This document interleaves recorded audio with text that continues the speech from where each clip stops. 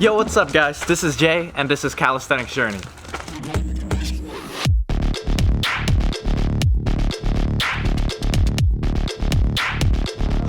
So right now it's 8 in the morning and guess what? It's never too late or too early to start your calisthenics workout. To add to that, I want to talk about the fundamentals of calisthenics because as beginners like me, we tend to want to skip processes and just jump into the really cool tricks, but you and I both know that that's going to be our biggest mistake. So let's start off with some warm-up. I'm going to do some light workout and then we're going to start off talking about fundamentals of calisthenics. Let's go.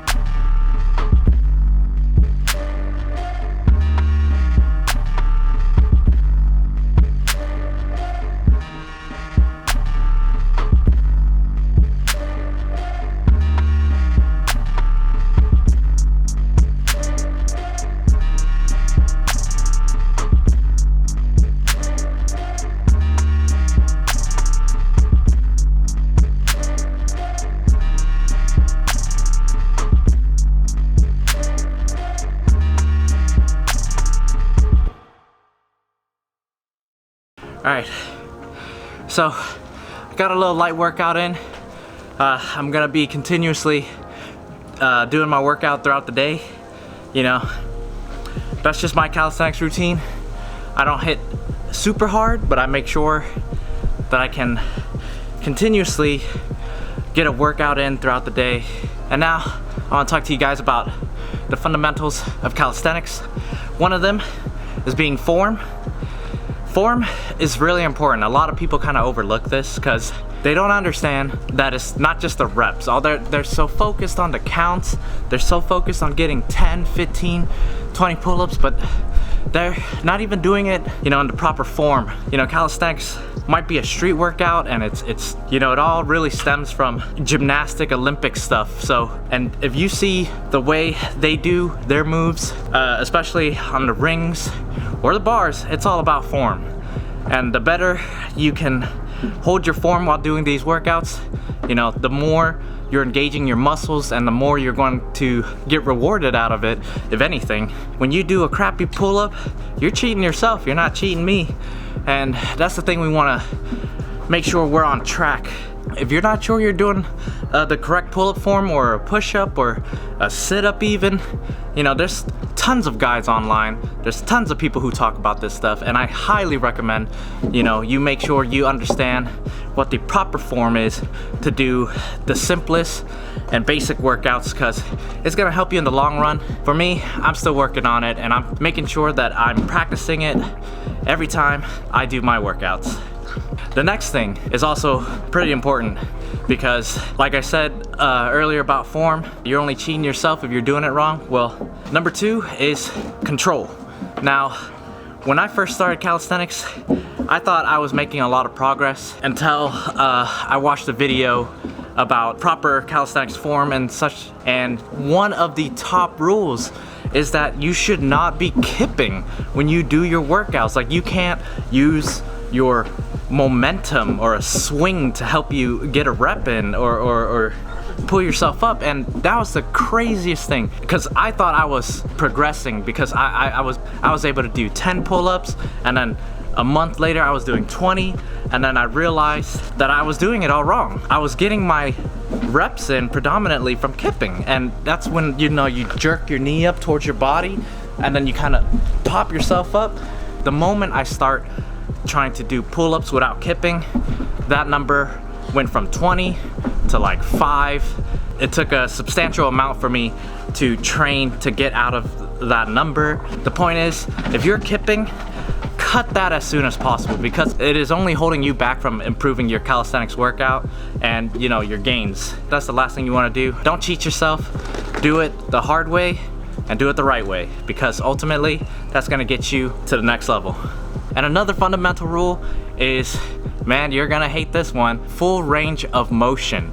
Well, now what does that mean? That means making sure you're extending your body all the way out when you're doing a certain workout, and making sure you go all the way in depending on your workout. For example, if I'm doing a push-up, I gotta make sure I'm going really far in, as far as I can, and then really far out. Like, I'm actually engaging my muscles as I'm at my maximum extension, and then all the way in at my maximum contraction, and making sure I'm really holding those poses really well to really activate those muscles and really get results from it, especially in pull-ups. I cannot tell you how much I struggled with this, because boy, pull-ups, you and I both know pull-ups is one of the hardest workouts. It's best that you learn it now, because later on, if you've been cheating yourself this whole time, later on you try to bring in full range of motion, you're gonna realize you didn't really make it that far. And then working out and doing calisthenics exercise is gonna just seem so much harder if you don't get it early on. And now, the next and final, last but not least, fundamental rule of calisthenics is proper progression. I don't know about you guys, but for me, I think I got really interested in calisthenics when I started seeing videos from bar stars and all these cool tricks and back levers, whatever, knit the tail, cat in the pinhole. I don't know what these moves are. I think they're fantastic, by the way. And I think it's so cool that the human body is capable of doing these amazing feats. But just because I watched it doesn't mean I'm gonna be able to get there really quickly. In fact, those guys took years of training, proper progression, if anything, to get there. And you don't wanna just jump in and try doing muscle ups and back levers and all these crazy tricks when you can't even do maybe 20 proper pull-ups. If I jump into doing those really cool tricks, I'm more prone to injury, and I'm more prone to developing bad habits, or I just feel like I can't do it. The fact is, proper progression. You guys do not want to jump ahead and then leave yourself at a disadvantage and try these tricks that feel almost impossible. You and I would pay a lot of money to be able to do a planche, or I don't know why I was thinking money. That's weird. Give an arm and a leg, but then I can't do calisthenics. I don't know. Okay, forget that. You guys know what I'm trying to say. Proper progression. Don't skip a beat. Don't skip a process. Make sure you're staying in line with a proper flow, building your foundation and your fundamentals to get to that next level. And when should you try the next thing? You will know. Your body's gonna tell you that it's confident, it's strong, and you're going to realize that you're taking this next step and it's easier than before, and it just gets easier and easier, and then all of a sudden you're in the zone already. You're doing the next level thing without even realizing it. Don't jump the gun, Alright guys, this is Jay, and this is Calisthenics Journey. I hope you guys get your calisthenics training today in. Maybe get a light jog. I don't know, that's up to you. It's all about the mind, and it's all about the body. Let's go.